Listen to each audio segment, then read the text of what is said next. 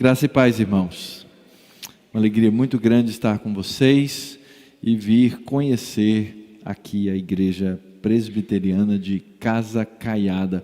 Eu já tinha ouvido muitas vezes o nome dessa igreja, com os colegas que são aqui da região, né?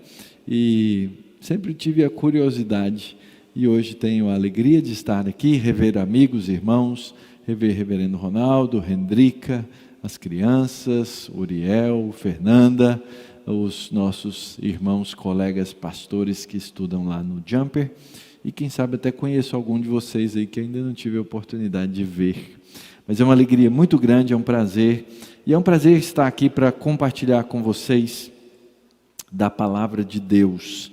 E eu quero convidá-los para abrirem suas Bíblias no livro de Esdras. Livro de Esdras, e nós vamos ler o capítulo 1, que vai ser o texto da nossa meditação aqui nessa noite. Então, nós vamos ler os 11 versículos do texto e vamos pensar, que será que um texto desse tem a falar para nós tanto tempo depois e de maneira específica hoje, no dia em que celebramos também 504 anos da Reforma Protestante. Esdras, capítulo 1, diz assim a palavra de Deus: No primeiro ano do reinado de Ciro, rei da Pérsia, para que se cumprisse a palavra do Senhor por boca de Jeremias, o Senhor despertou o espírito de Ciro, rei da Pérsia, que ordenou que se proclamasse em todo o seu reino e que se pusesse por escrito o seguinte: Assim diz Ciro, rei da Pérsia: O Senhor Deus dos céus me deu todos os reinos da terra e me encarregou de lhe edificar um templo em Jerusalém, que fica em Judá. Aquele dentre vocês que for do seu povo, que o seu Deus esteja com ele, e ele que suba para Jerusalém, que fica em Judá, e edifique a casa do Senhor Deus de Israel. Ele é o Deus que está em Jerusalém. Todo aquele que restar, seja qual for o lugar em que habita, que os homens desse lugar o ajudem com prata, ouro, bens e gado, além das dádivas voluntárias para a casa de Deus em Jerusalém. Então se levantaram os chefes de famílias de Judá e de Benjamim, os sacerdotes e os levitas e todos aqueles cujo espírito Deus despertou para subirem a edificar a casa do Senhor em Jerusalém. Todos os que moravam nos arredores os ajudaram com objetos de prata, de ouro, bens, gado e coisas preciosas, além de todas as ofertas voluntárias. Também o rei Ciro entregou os utensílios da casa do Senhor, os quais Nabucodonosor tinha trazido de Jerusalém e colocado na casa dos seus deuses. Ciro, rei da Pérsia, tirou estes utensílios sob direção do tesoureiro Mitredate, que os entregou contados a Sesbazar, príncipe de Judá. Eis o número deles: 33 bacias de ouro, 1000 bacias de prata, 29 facas, 30 taças de ouro, 410 taças de prata de menor qualidade e 1000 outros objetos. Todos os utensílios de ouro e de prata foram 5.400. Sesbazar levou todos esses consigo quando os exilados voltaram da Babilônia para Jerusalém. Oremos.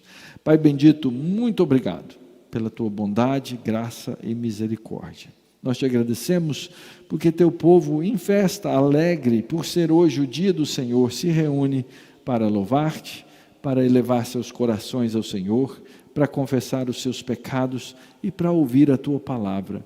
E nós agora pedimos, ó Pai, que teu Espírito Santo ilumine essa palavra que foi lida, esclareça aos nossos corações, nos permita ver e enxergar a tua verdade e assim, ó Deus, estarmos na tua presença. Que as palavras dos meus lábios e o meditar do meu coração sejam agradáveis na tua presença, Senhor meu, rocha minha, Redentor meu. Amém. Uma coisa, queridos, que nós nunca podemos esquecer, mas que frequentemente ignoramos, é que Deus está no controle de toda a história.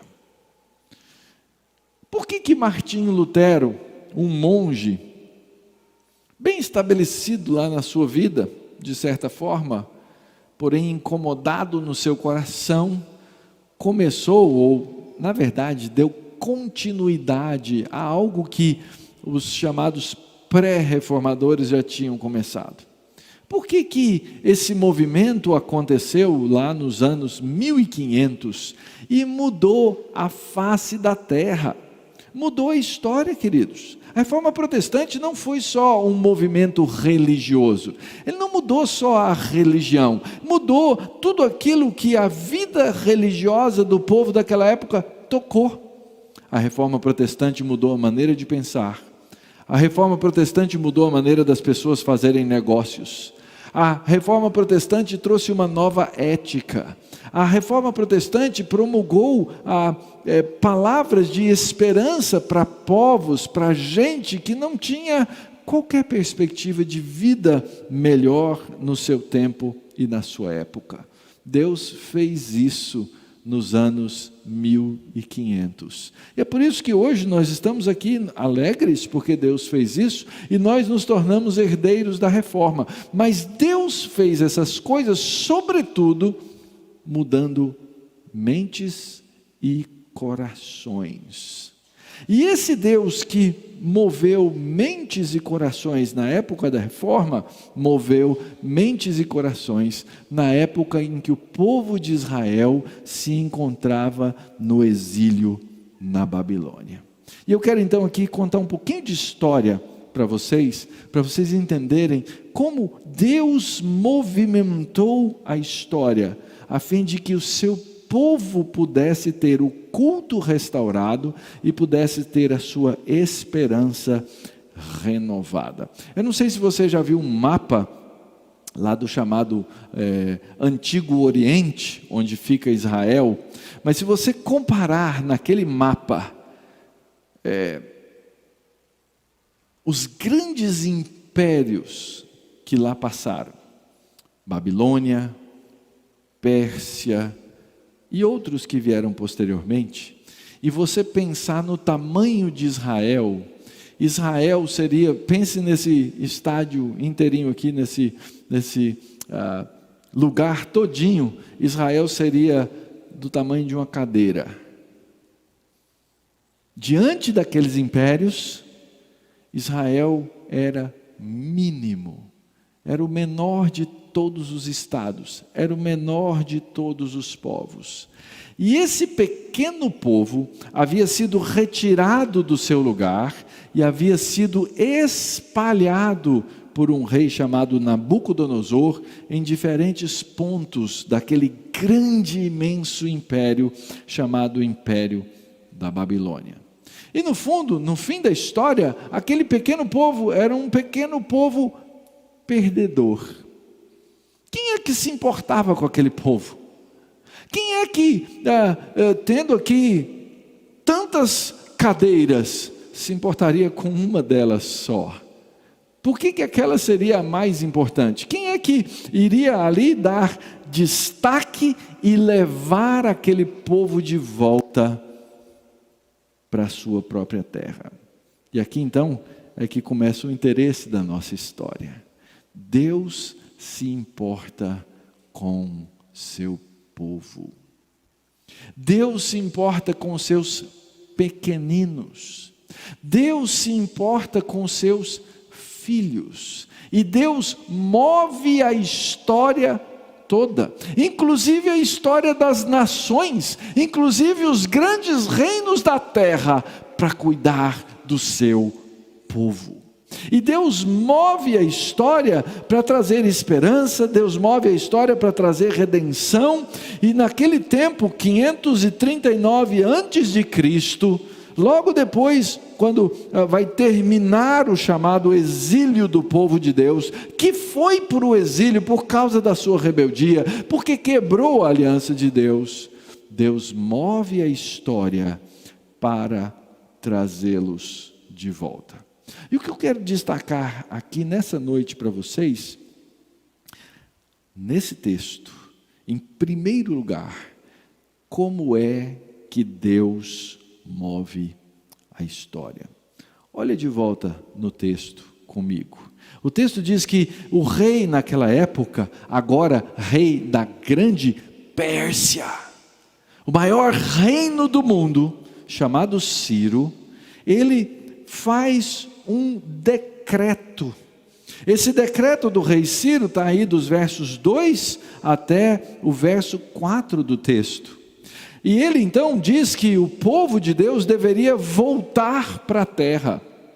As circunstâncias que Deus usou para que o povo voltasse da terra foram inclusive descritas aqui. O que Ciro disse é o seguinte: vocês precisam voltar para a Judéia, vocês precisam voltar para Israel, e vocês precisam voltar para Jerusalém, e vocês precisam reconstruir o templo.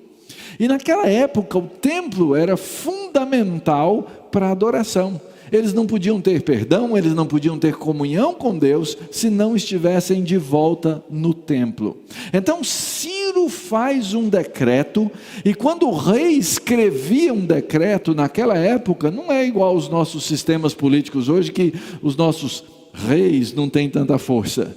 O decreto de um rei, quem tivesse juízo obedecia, e quem não tinha juízo morria.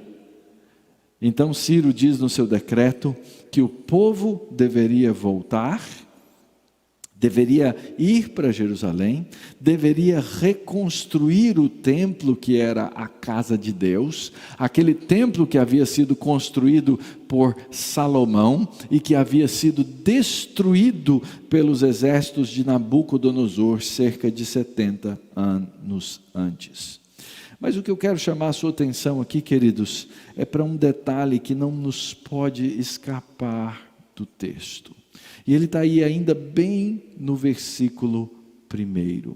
Ciro escreveu esse decreto para que se cumprisse a palavra do Senhor por boca de Jeremias.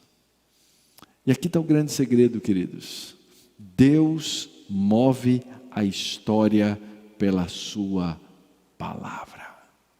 E nós, povo de Deus, nós descendentes da reforma, nós redescobrimos o sola escritura, e nós entendemos que Deus continua a mover a história pela sua palavra. Aliás, o próprio Senhor Jesus Cristo é chamado de o verbo de Deus, ele é chamado de a palavra de Deus, e ao longo da história Deus está conjugando esse verbo, fazendo cumprir toda a sua vontade, fazendo cumprir todos os seus decretos.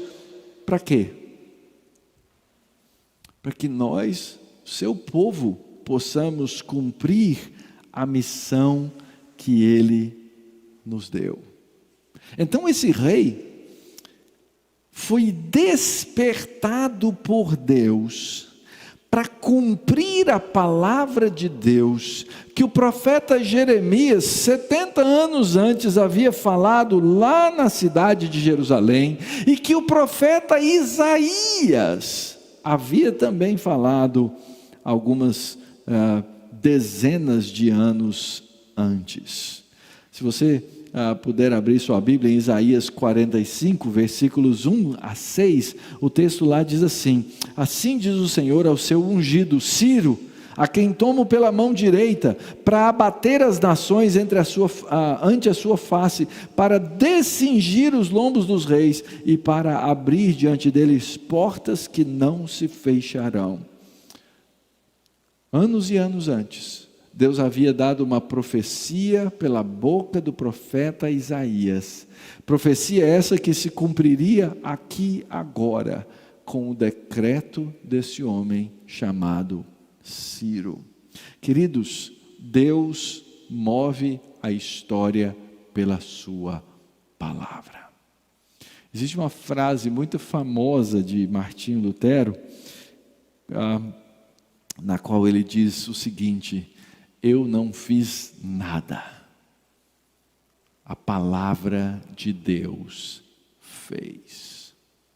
Nós precisamos voltar, queridos, a confiar nessa verdade. Pastor Ronaldo, é a palavra de Deus que vai mover essa igreja. Presbíteros, é a palavra de Deus que vai despertar pessoas.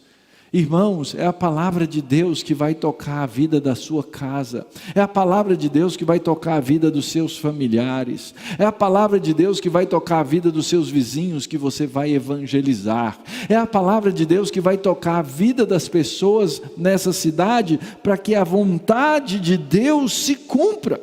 Nós precisamos lembrar que, como povo de Deus, nós somos dirigidos por essa palavra que é Cristo e pela palavra de Cristo, e que nós temos promessas do Senhor Jesus Cristo. A palavra de Deus dirige a história, assim como a palavra de Deus moveu o coração de Ciro, o rei da Pérsia, para que aquela palavra se cumprisse, assim como na Reforma Protestante a palavra de Deus tocou a vida de Lutero, Calvino, Farel, John Knox e tantos outros. Muitos inclusive morreram por causa daquela palavra, porque eles conheciam o seu valor. Por isso, irmãos amados, não desprezemos a palavra. E uma palavra muito especial de Cristo, entre as muitas que Ele nos deu em seu Evangelho, em primeiro lugar, Ele disse que Ele nos daria a sua paz. E aqui fica o meu primeiro desafio e pergunta para você: você tem essa paz de Cristo? Você conhece essa paz? Você experimenta essa paz? Você vive essa paz? Você transmite essa paz?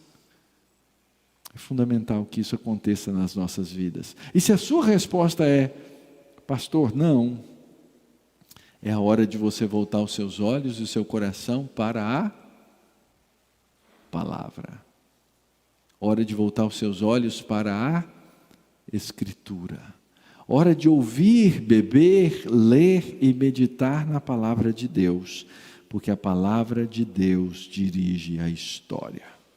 E quando Jesus deu a grande comissão para a sua igreja essa que 2000 anos depois está aqui em Casa Caiada, cumprindo a missão, Ele disse: eu estarei com vocês até a consumação dos séculos.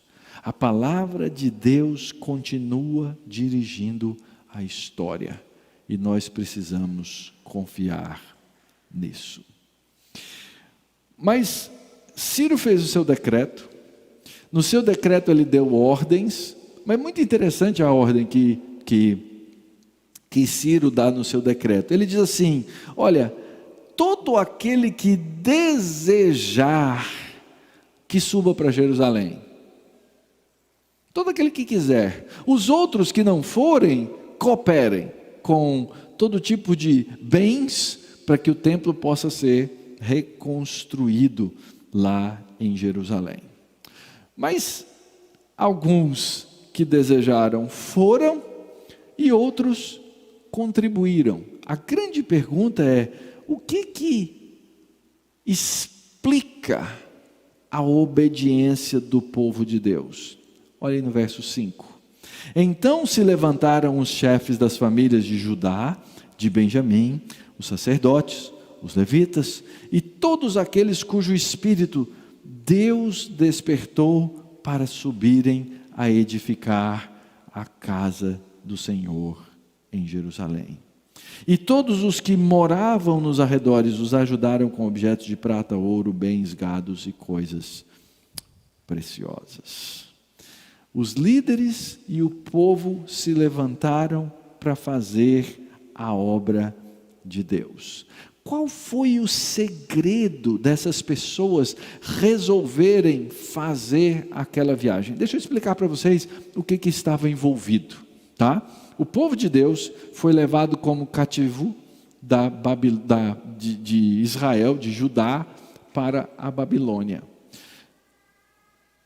cerca de 1.500 quilômetros de distância.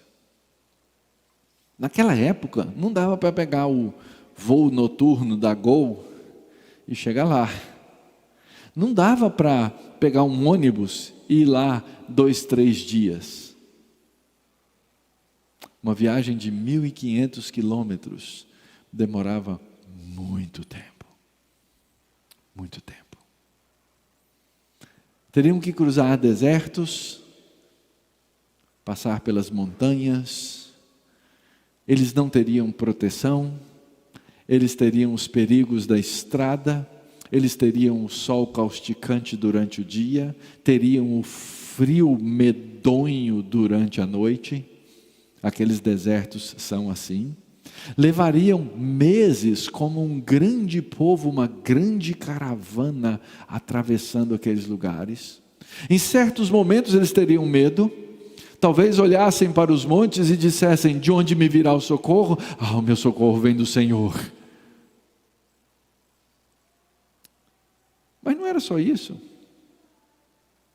Eles passaram lá 70 anos. Naqueles 70 anos, construíram suas casas, edificaram suas propriedades, plantaram suas vinhas, casaram seus filhos, fincaram raízes. E agora eles iam ter que sair para uma terra que estava destruída, desolada, e chegar lá, começar tudo do zero. A minha pergunta para você é o seguinte: você ia estar no grupo dos que iam ou no grupo dos que ficaram? Eu conheço meu coração, eu sou bem acomodado. Acho que eu ia ficar pensando lá assim: vou continuar por aqui, a vidinha está boa, as coisas estão tranquilas, as coisas estão normais. Na verdade, os nossos irmãos na época da reforma, talvez eles pensassem assim: por que eu vou arrumar rolo com o Papa, com o arcebispo, com os príncipes? Vamos continuar do jeito que está. Mas assim como naquela época, e assim como na época da reforma, Deus despertou o Espírito. Nós somos movidos, irmãos, por coisas que são diferentes daquelas que movem o mundo. O segredo que explica a obediência do povo de Deus é a ação do Espírito de Deus na nossa vida. Eles entenderam que era fundamental voltar a Jerusalém, voltar às ruínas, voltar à destruição, voltar ao templo queimado, para que eles pudessem reconstruir a casa de Deus e adorar a Deus. Eles tinham uma verdadeira motivação, tanto religiosa quanto interna do Espírito Santo, que os levava de volta, porque o culto a Deus precisava ser restaurado. Foi isso que moveu os reformadores a se rebelarem contra a falsificação do culto e todo o entulho que havia sido colocado sobre a Escritura e a adoração a Deus no seu tempo. Mas os homens só fazem isso, e a igreja só faz isso, porque Deus nos desperta. Ele nos desperta pela palavra, Ele nos desperta pelo Espírito. É a mesma ideia, o mesmo conceito quando Paulo escreve aos Colossenses no capítulo 2. Ele diz assim no versículo 12: assim pois, amados meus, como sempre obedecestes. Então existe uma palavra que nos ordena alguma coisa, que nos demanda a obediência.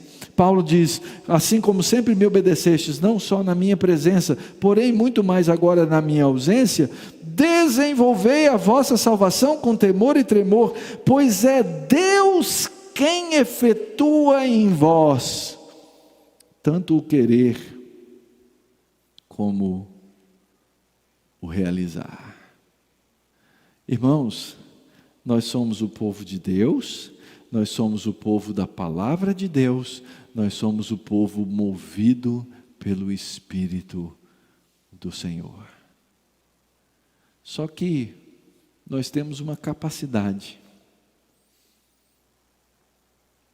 A Escritura diz: não entristeçais o Espírito. Muitas vezes nós somos resistentes àquilo que devemos obedecer, que está escrito na palavra, que devemos fazer, porque nos acomodamos, porque temos desculpas de sobra, porque temos preguiça. Tudo isso, irmãos, pode acometer o povo de Deus. Imagina se aqueles homens, líderes e sacerdotes, dissessem: vamos ficar aqui na Babilônia mesmo. Missões? Missões dá muito trabalho.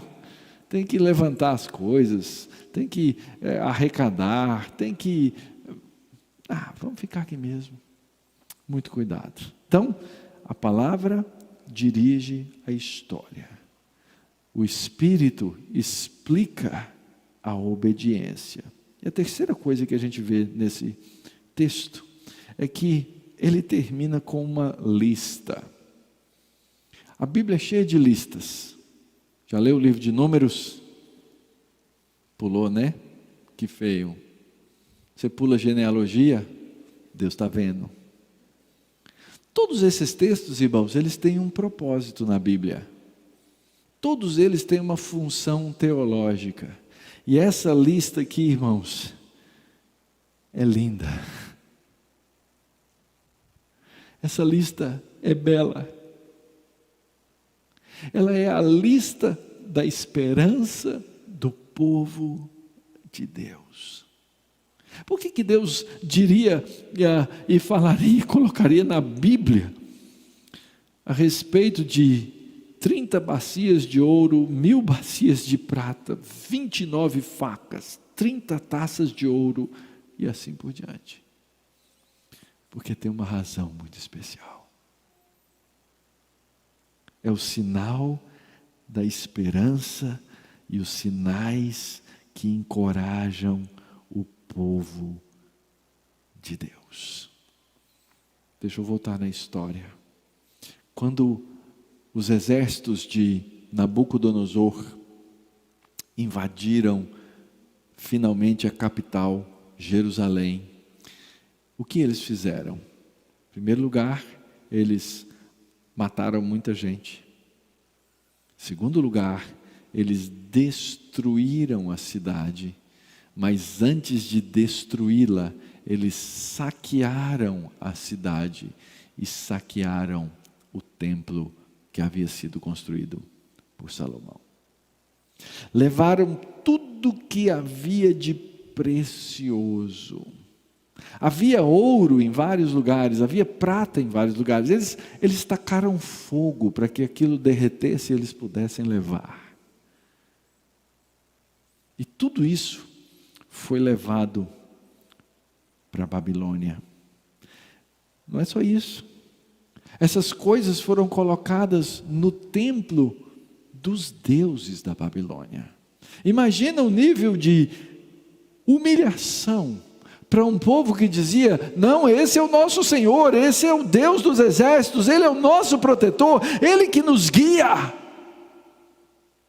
E agora são derrotados e levados.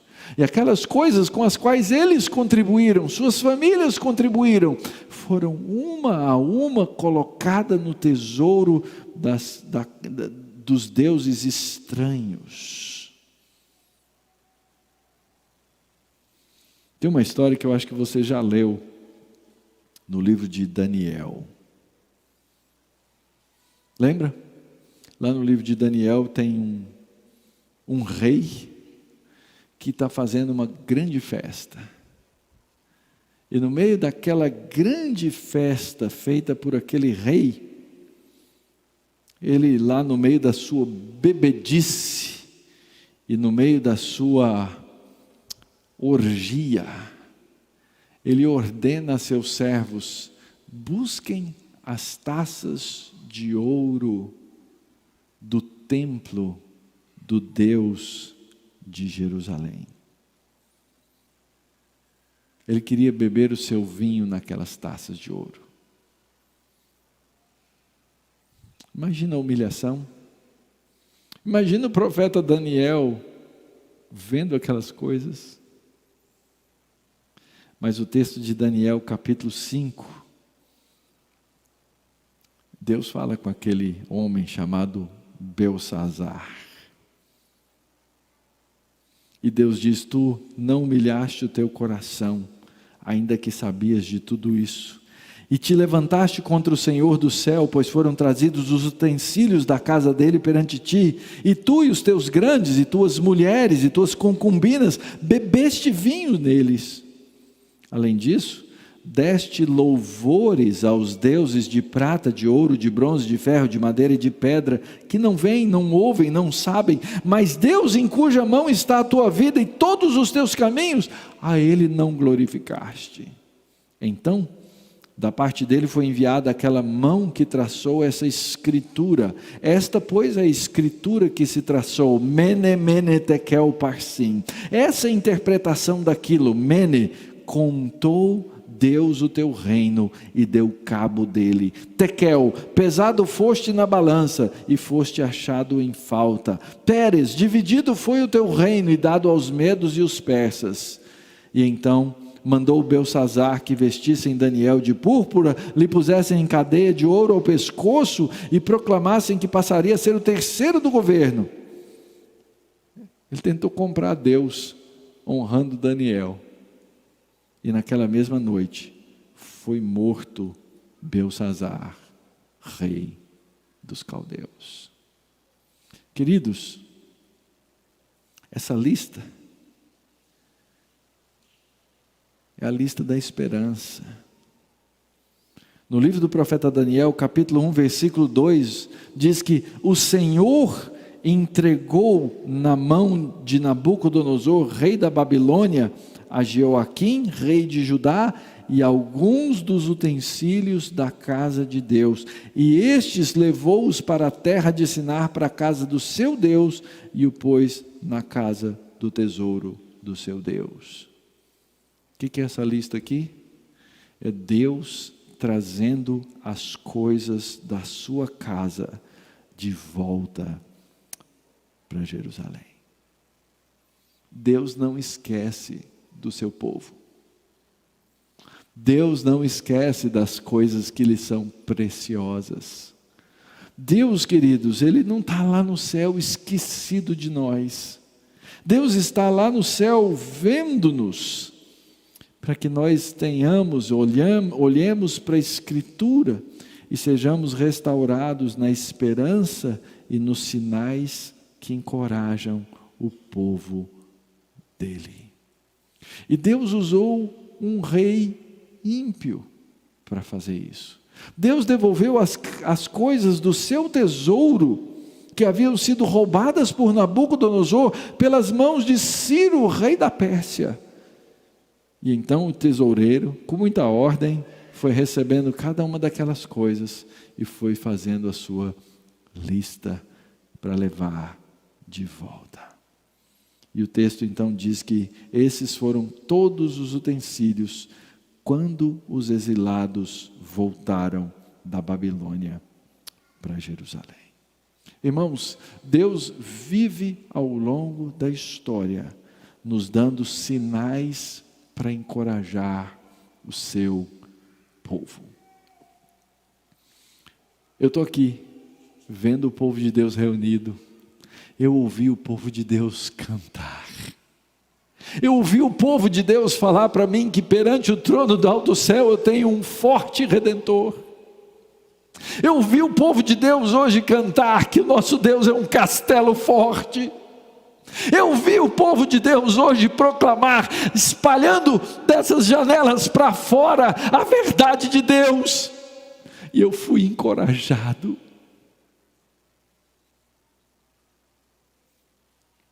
A gente faz isso todo domingo, não faz? Com o tempo passando, a gente começa a achar que isso é pequeno demais. E muitas vezes, queridos, nós passamos a desprezar os pequenos sinais que Deus envia-nos para nos encorajar. Que na verdade são grandes sinais. A presença da sua igreja na terra.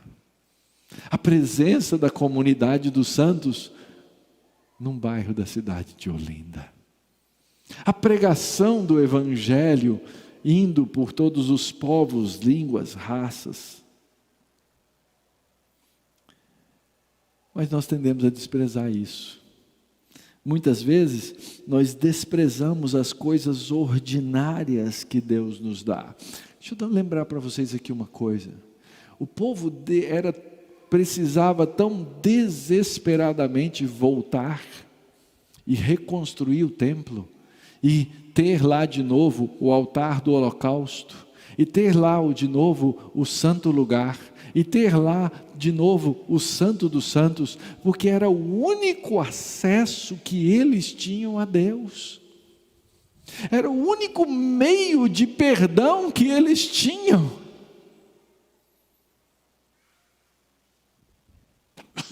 Mas hoje, nós aqui temos o véu rasgado, temos pleno acesso ao Pai.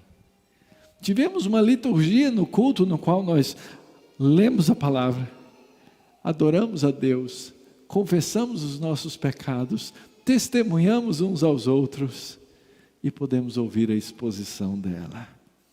Sinais que nos encorajam. Não despreze a vida ordinária da fé que Deus te entregou, irmão.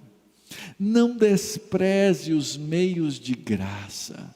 Não despreze o tempo que você pode gastar na sua vida lendo a palavra, orando, meditando, porque você vai perder o encorajamento. E não despreze, irmão e irmã, a comunhão dos santos e a presença de Cristo. O maior encorajamento que Deus nos dá hoje é a presença da sua igreja, da igreja de Cristo, para que nós sejamos alimentados. Assim, queridos, diante dessas coisas todas, o que a gente pode e deve fazer? Em primeiro lugar, lembre-se disso. Fé não é você assentir que Deus existe. Satanás sabe que Deus existe. Fé é confiar na palavra de Deus e guardar a convicção de que Ele está no controle da história da sua vida, da minha vida, da sua igreja e do mundo. Isso é confiar, é saber, é ter a certeza. Por isso, confie. Aprenda a confiar na palavra, orando a palavra. Confie naquilo que o Espírito Santo continua a fazer em nós. E lembre-se, nós estamos cheios de sinais encorajadores. Por isso, seja bondoso. Tenha nos seus lábios ações de graças. Encoraje irmãos. Seja generoso. Você já imaginou aquele povo dizendo, nós vamos sair daqui agora, quanto isso vai custar? Primeira coisa que a gente pensa. Deus não faz essa conta, irmãos. Deus tem todas as coisas nas suas mãos. E por último, queridos, lembremos, nós estamos no exílio. Essa não é a nossa terra. Nós somos peregrinos aqui. Nós estamos indo para um outro lugar. Nós estamos olhando para aquela promessa de Deus, que já enviou Jesus Cristo e realizou a sua obra, e agora aguardando a consumação dos séculos. E Jesus disse: eu estarei com vocês até lá. Confie no Senhor.